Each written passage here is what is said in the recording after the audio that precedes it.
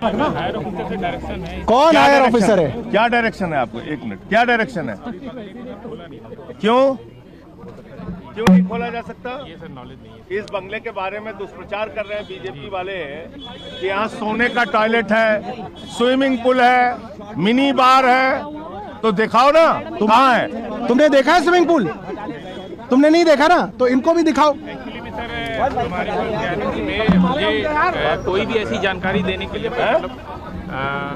मैं अभी जो है बिना किसी हमें डायरेक्शन है कि मैं कोई जानकारी नहीं दे पाऊंगा। क्यों नहीं जानकारी दे पाओगे आप? सर ये कौन है?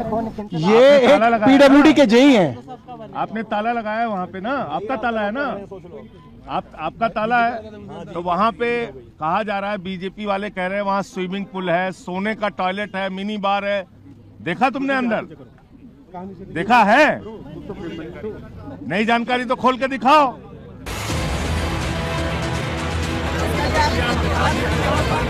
किस कानून का उल्लंघन कर रहे हो बताइए ना।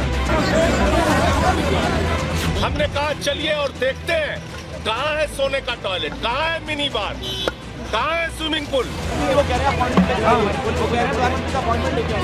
इस देश में ऐसे उदाहरण मिले हैं जब पूर्व मुख्यमंत्रियों के आवास में से कुछ उठाया या उखाड़ा गया है।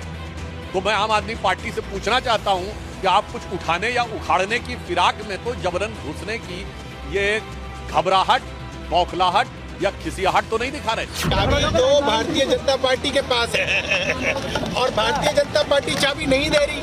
क्यों नहीं दे रही? क्योंकि चाबी खुलते ही ताला नहीं खुलेगा, भारतीय जनता पार्टी की पोल खुल जाएगी। भ्रष्टाचार बाहर आने लगा तो अरविंद केजरीवाल वही करने लगे जिसके लिए वो जाने जाते हैं, और उसको अगर एक वाक्य में परिभाषित किया जाए, सबसे पहले बहुत सारा शोर आएगा और उस शोर के पीछे छुप के चोर आएगा, और वो चोर अरविंद केजरीवाल। अच्छा, इस पूरे विवाद में एक चीज जानना बहुत जरूरी है, क्योंकि बार बार ये कहा जा रहा है कि अब आतिशी को मुख्यमंत्री निवास का पोजीशन नहीं दिया जा रहा। इसमें ये जान लीजिए कि दिल्ली के अंदर ये बात भी सच है कि कोई भी एक ऐसा घर नहीं है जो स्थायी तौर पर मुख्यमंत्री निवास के तौर पर बताया जा सके। शुरुआत करते हैं 1993 से। उस साल में बीजेपी के मदन लाल खुराना जब दिल्ली के सीएम बने तो उन्हें 33 शामनाथ मार्ग का बंगला मिला।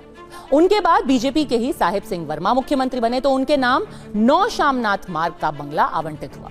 1998 के चुनाव से पहले आखिरी 3 महीने के लिए सुषमा स्वराज भी सीएम बनी थी। उनके बाद अगले 15 साल तक कांग्रेस की शीला दीक्षित सीएम रही। पहले कार्यकाल में उन्हें 17 AB मथुरा रोड वाला बंगला अलॉट हुआ, जो इन दिनों आतिशी के पास है। यानी कि कायदे से आतिशी उसी बंगले में है जिसमें एक मुख्यमंत्री रही है, यानी कि शीला दीक्षित रही है।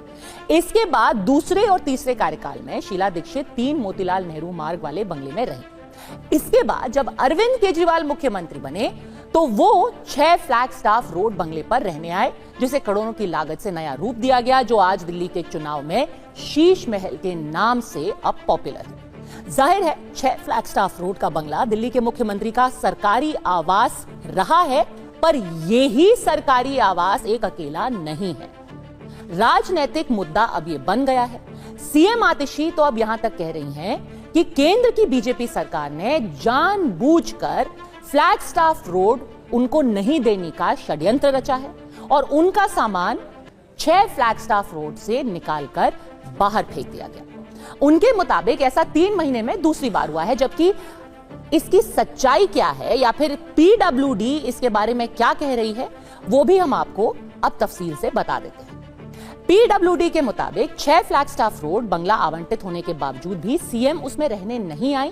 वहीं दिल्ली बीजेपी के अध्यक्ष वीरेंद्र सचदेवा भी आतिशी से पूछ रहे हैं कि जिस आवास से शीला दीक्षित ने 6 साल सरकार चलाई, वहां मुख्यमंत्री को दिक्कत क्यों?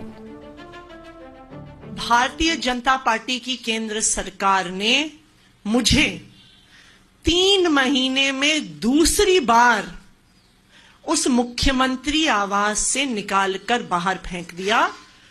चिट्ठी भेजकर मुख्यमंत्री आवास का अलॉटमेंट कैंसिल किया और मुख्यमंत्री आवास एक